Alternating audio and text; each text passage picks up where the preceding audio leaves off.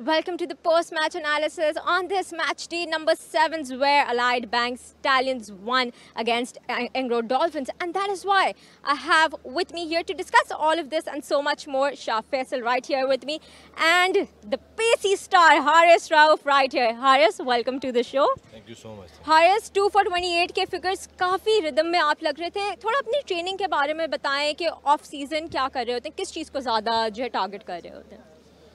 देखिए, आप of season आप अपनी बॉडी पे वर्कआउट कर रहे होते हैं कि आपकी अगर कोई छोटी बॉडी मोटी आपकी अगर बॉडी के अंदर इंजरीज वगैरह होती हैं, आप उनको सेटल डाउन करने की कोशिश करते हैं और अपनी फ़िटनेस के बारे में ज़्यादा फोकस करते हैं कि आप क्या अपने आप को जो भी आपका नेक्स्ट टूर्नामेंट आ रहा है, जो भी आपकी नेक्स्ट कमिटमेंट्स हैं, उनको कैसे देखते हैं, उसके मुताबिक आप अपने आप को प्रिपेयर करने की कोशिश करते हैं. 2 विकेट्स आज आपने हासिल की. चैंपियंस कप के बारे में थोड़ी सी बात करते हैं. ट्रैक कैसा था आज, कैसा आपको लग रहा था, बिकॉज वेदर भी आज में थोड़ा सा डिफरेंट लग रहा था. देखिए, आप कंडीशन जैसी भी हो, मेरे ख्याल से एज अ प्रोफेशनल आपको खुद एडजस्टमेंट करनी होती है. अगर जिस तरह की फैसलाबाद की विकेट्स हैं, सबको पता है कि अभी स्लो विकेट्स खेल रही हैं, बट ये कि आपको उस तरह के आपको अपने आप को एडजस्टमेंट करने की कोशिश करते हैं. और हारिस, जिस तरह पाकिस्तान के जो 2 वाइट बॉल के वर्ल्ड कप्स गए हैं, काफ़ी डिसअपॉइंटिंग कैंपेन थी. ज़ाहिर है आप उनके स्टार प्लेयर्स में से आते हैं, एक्सपेक्टेशंस का एक लेवल होता है, तो चलें जो होना था वो तो हो चुका होता है. उसको कैसे आप बिहाइंड करके आगे की तरफ मूव करते हैं, अगले गोल सेट करते हैं? देखिए, आपका जो पास्ट होता है वो मेरे ख्याल से पास्ट ही रह जाता है. ये आप ना उसको प्रेजेंट में डिस्कस करते हैं ना फ्यूचर में देखते हैं. आपकी कोशिश ये होती है कि आप अपनी एफर्ट्स कितनी इनपुट डालते हैं और कोशिश ये करते हैं कि अपने आप को और मज़ीद बेहतर किया जाए. जो आपकी मिस्टेक्स होती हैं उनसे आप सीखने की कोशिश करते हो और नेक्स्ट जो भी आपकी कमिटमेंट्स होती हैं उसके अंदर आप कोशिश करते हैं कि आप मिस्टेक्स कम करें और अपने आप को मज़ीद बेहतर करें.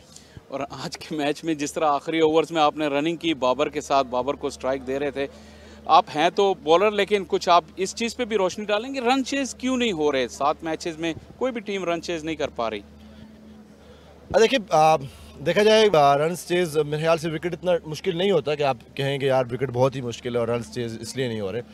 आप मेरे ख्याल थोड़ा बहुत जिस तरह आपको कंडीशन को असेस करने की कोशिश करनी चाहिए और जितना आप डीप जाएं, बैट्समैन थोड़े से जल्दी कर रहे हैं रन्स करने के लिए, मेरे ख्याल से 1-2 पार्टनरशिप लगें, क्योंकि जब आप रन्स चेज़ करने जाते हैं तो आपको कोशिश ये होती है एज अ बैट्समैन कि आप पार्टनरशिप की तरफ जाते हैं.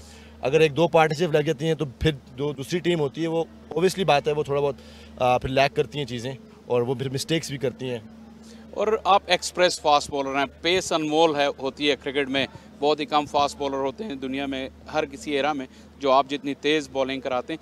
पाकिस्तान को रिसेंटली लगा कि स्किलफुल बॉलर तो बहुत ज़्यादा हैं, लॉन्गर फॉर्मेट में एक्सप्रेस पेस की कमी महसूस हुई. कुछ आप अपना बताएंगे कि आपकी बॉडी कंडीशनिंग जब रेडी हो तो क्या आप फीचर करना चाहेंगे लंबे फॉर्मेट्स में?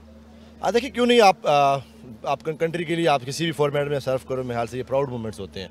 और इसमें आपकी देखते हैं कि आप अपने आप को आपकी प्रिपरेशन क्या है, कि आप से पहले कितनी क्रिकेट क्या खेल चुके हैं. अगर आप वाइट बॉल क्रिकेट खेलते हुए आ रहे हैं, T20 क्रिकेट खेलते हुए आ रहे हैं और सडनली आप टेस्ट क्रिकेट नहीं खेल सकते, आप वनडे क्रिकेट खेल के आ रहे हैं, नेक्स्ट मैच से जो सा टेस्ट क्रिकेट में आपको नहीं खेल सकते, तो आप कोशिश ये करते हो कि आप अपने आप को रेडी करते हो किसी भी टूर्नामेंट के लिए. आप किसी भी कंपटीशन के लिए जब जाते हो, चाहे वो टेस्ट सीरीज आती हैं, उससे पहले आप अपने आप को प्रिपेयर करने की कोशिश करते हो कि यार मैं जो अगर इस वीक में मैं अगर 40 ओवर करूँ तो मैं इस टेस्ट मैच के लिए रेडी हूँ.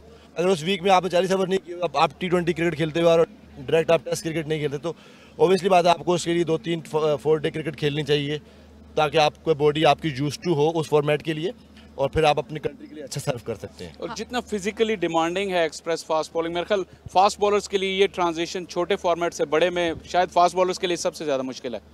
देखिए, आप वही बात है कि आप उसमें अपने आप को कैसे एडजस्ट करते हो. एज अ प्रोफेशनल जो भी चीज़ें आपके सामने आती हैं आप कोशिश करते हो कि उसमें से कैसे निकलें, या आपकी अपनी स्किल्स होती हैं या आपका जो माइंड लेवल होता है वो आपकी बॉडी फिर उससे रिएक्ट करती है.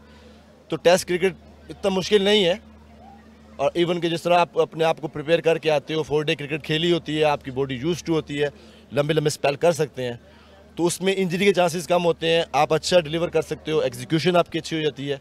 तो ये चीज़ें सारी देखनी पड़ती हैं. हारिस, आपने इंजरीज़ की बात की, फिटनेस की भी हम बात करें, ODI T20 सब की बात करें, तो बताएं शोएब मलिक, क्योंकि हमने देखा वो हर फॉर्मेट के बहुत ही अच्छे ऑलराउंडर, बहुत ही अच्छे प्लेयर हैं, उनकी मेंटोरशिप के अंडर आप लोग कैसा महसूस करें, कैसा पूरी टीम जेलन कर रही है? देखिए काफ़ी रिलैक्स माहौल है और हर प्लेयर को उतना ही टाइम देते हैं, अगर वो सीनियर प्लेयर है या वो नया प्लेयर है, दोनों को हर प्लेयर को इक्वलिटी के साथ लेके चल रहे हैं और उतने ही प्रिपरेशन करा रहे हैं। अगर कोई लड़का नहीं भी खेल रहा, उसकी जो प्रैक्टिस है उसको उस तरह ही मिल रही है जिस तरह अगर सीनियर प्लेयर को मिल रही है। तो ये चीज़ें होती हैं जब आपकी टीम के अंदर इक्वलिटी होती है, तो इसमें ना कोई इस तरह की कोई बात आती है और फिर एक दूसरे को सपोर्ट करते हैं और एज अ टीम की तरह खेलते हैं। फिर हम लोग यहाँ पे अभी आप गर्मी की भी बात कर रहे थे, बहुत ज़्यादा गर्मी है फैसलाबाद में, तो उसमें बिकॉज आप एक फास्ट बॉलर हैं, फिटनेस पे बहुत एम्फसाइज हम करते हैं, तो अपनी फिटनेस के बारे में बताएं कि कैसे इस चीज़ को मेंटेन करेंगे इतनी गर्मी में। देखिए ये आपके ऊपर होता है एज अ प्रोफेशनल, आप अपने आप को कैसे रिकवर करते हो अपनी बॉडी को, कि आपने मैच खेला हुआ है, कितने ओवर किए हुए हैं, आपकी बॉडी किस तरह बिहेव कर रही है, और आप वापस जाते हैं रूम के अंदर, आप क्या करते हैं, रात को आप स्लीप प्रॉपर लेते हैं नहीं लेते।